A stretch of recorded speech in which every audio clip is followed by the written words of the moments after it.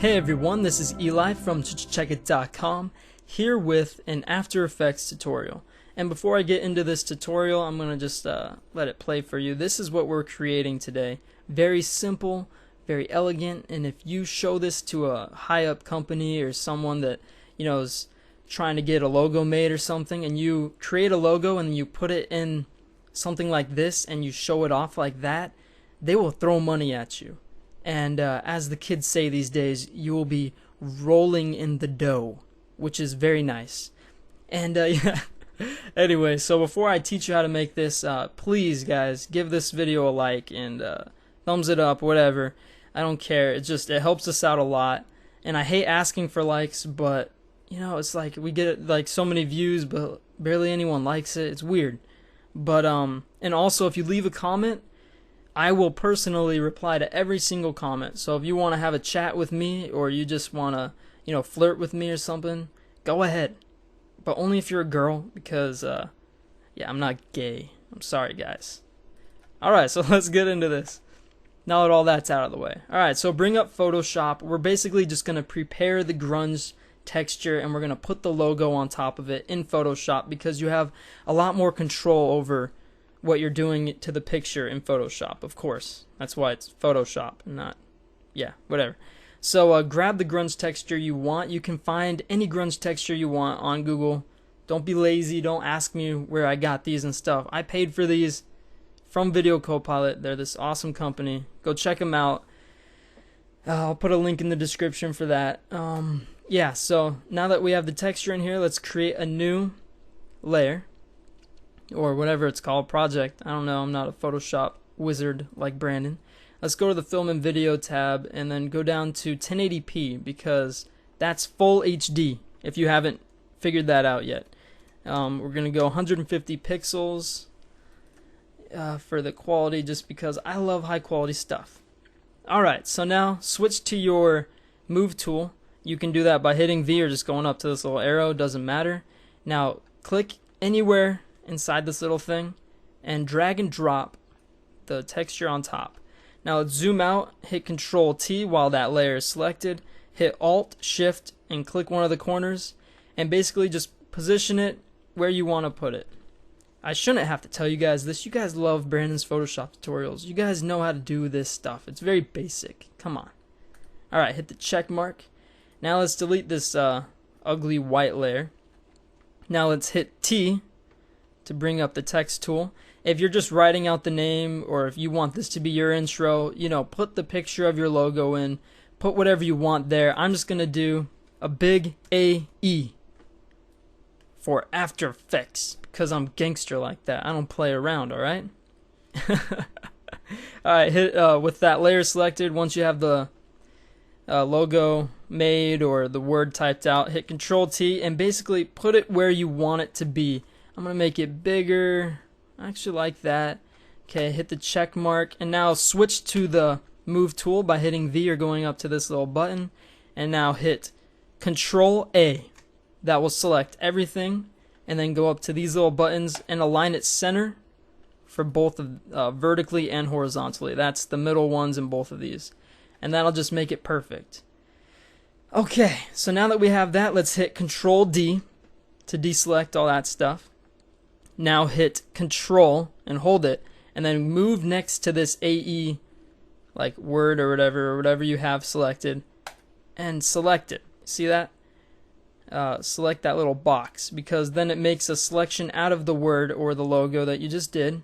Now select this bottom layer, duplicate it real quick and then hit Control Shift J and that basically takes that selection and makes it and copies it and deletes it. It's weird what it does. I was looking for that in the last tutorial I made for Brandon for Tutorial Tuesday and I couldn't remember it, but I just did and I'm so happy. So yeah, let's get rid of these other two layers. They're no longer necessary to, they're just retarded now. I hate them. So delete them, okay? Alright, so next let's make that layer distinguishable. So, or the logo distinguishable, depending on what you did. Go up to Image, Adjustments, Exposure, and Let's just make it kind of stand out a little bit, you know, make it cool looking. It's a little too dark in some areas. Yeah, looks good. Sweet. Yeah, I like that. Hit OK. And now let's go to the effects tab and put a little drop shadow on it. Let's make the opacity 100%, distance all the way down. Turn the size up, maybe turn the spread up a little bit. Alright, looks good. Hit OK. And now it's almost ready. I'm just going to tweak the background a little bit. Hit image, adjustments, and let's do curves. Let's bring down the blacks, crush the blacks a little bit. We're not racist. It's a color correction term. Hey, in the comments, put that in. Let's see if anyone understands that reference. Okay, so hit OK. And now, it is ready. It has graduated elementary school and is now going to high school. So hit save as, give it its diploma, and it doesn't matter what you save it as. Basically all Adobe products are able to be whatever it's called with each other. They're very, I can't think of it because I'm nervous. You guys make me nervous. What is it called? Wow, I can't even remember. Whatever. They work with each other. So Photoshop file will work in After Effects perfectly fine. Let's call it AE poop. Hit save. Hit enter again. Boom. Now we have that puppy saved. And there it is, right on my clean desktop. Yes, I cleaned it because you guys are jerks. Alright, I'm a movie maker. It's not my fault, okay? Alright, here comes the After Effects portion of the tutorial, you guys.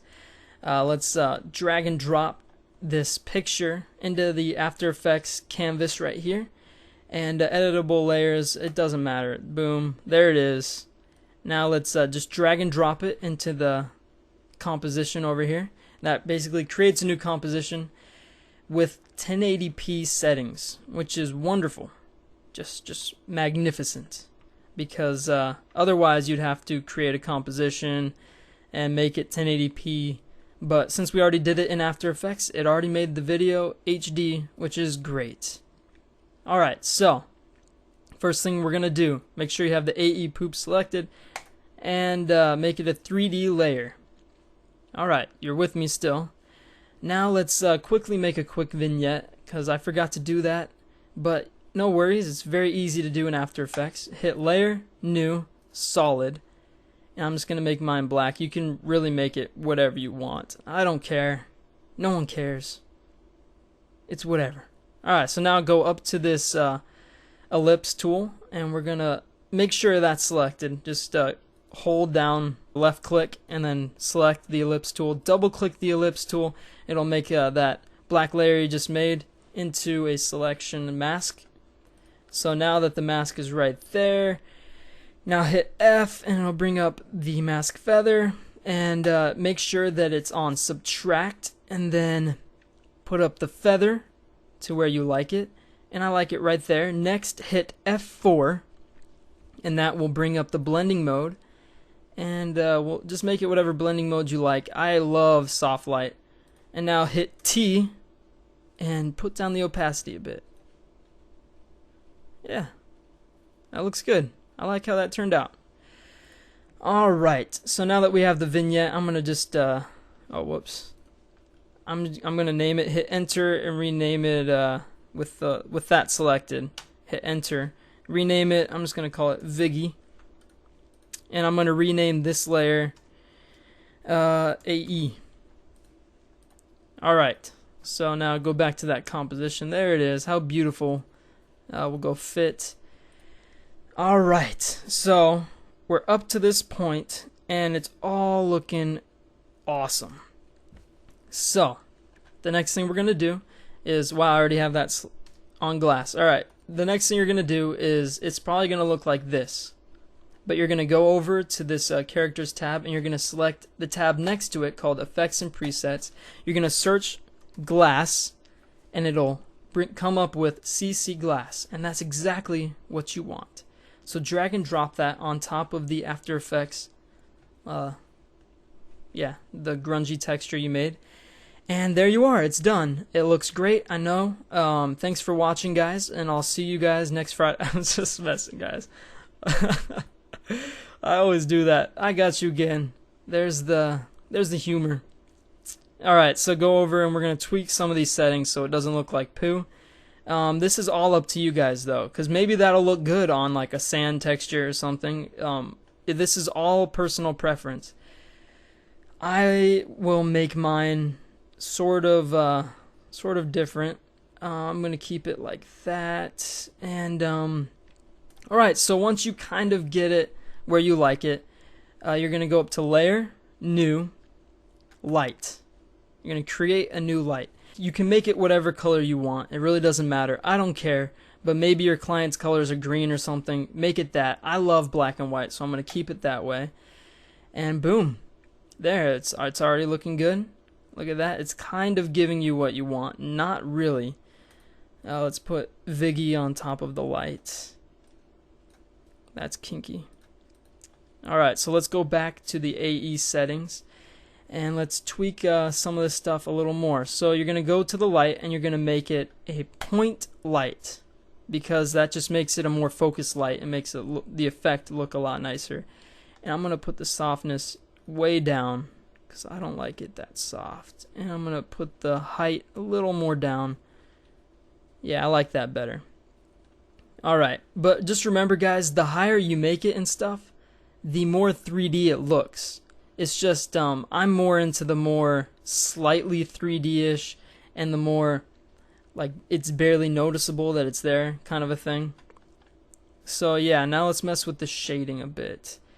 Ambience is just the full-on light, how the whole thing looks. You're going to want to keep that a little up. Maybe not like too crazy high up, but enough to where you can still see the picture. Diffuse, not quite sure what that does, but it makes it brighter or darker still. I like to keep that up a little bit because it makes it a little more soft. The specular is what makes it look that wetness, gives it that wetness look, which I like, so I always keep that up really high.